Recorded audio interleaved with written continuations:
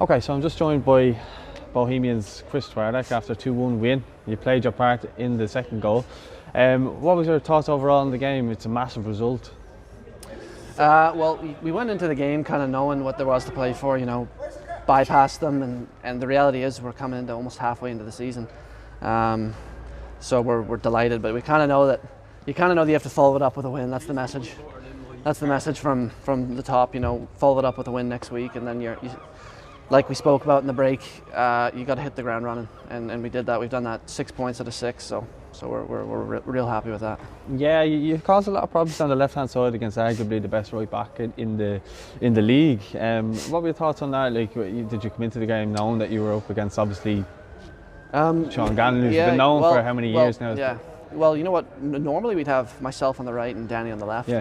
And the gaffers decided to swap it, and for whatever reason, I think it worked out well today. Danny Grant got a lot of joy last week in Cork, and today, sometimes you just get more of the ball. It just depends on how the game's spaced out. So he's a great defender. So there's nothing that can be said. Maybe next week, he'll get the better of me, and it's just like that in football. Yeah, now you mentioned there obviously the fact that Dan's not playing, but you wouldn't even notice that he wasn't playing considering how well he's playing. I mean, he could have probably been about 4 or 5 goals up, other than Gary Rogers making 3 unbelievable saves, one from yourself as well.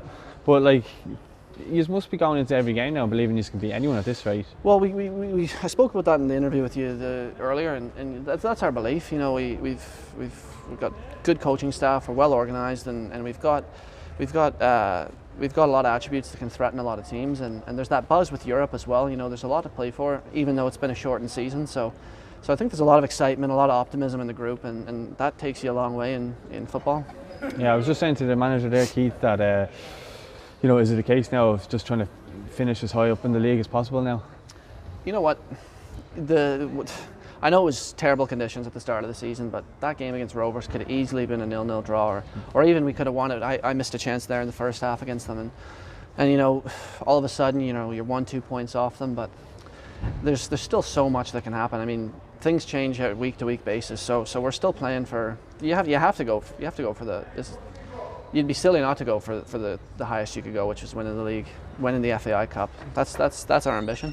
Yeah, and obviously there's no shortage of quality as we've seen today. So many good young players coming through at the moment. So as you say, you must have serious belief to go on and maybe achieve some sort of trophy this year. Yeah, that's the thing. We worked so hard over the break, and you don't put in hours and hours a day over 3 months, and nobody's seeing any of that.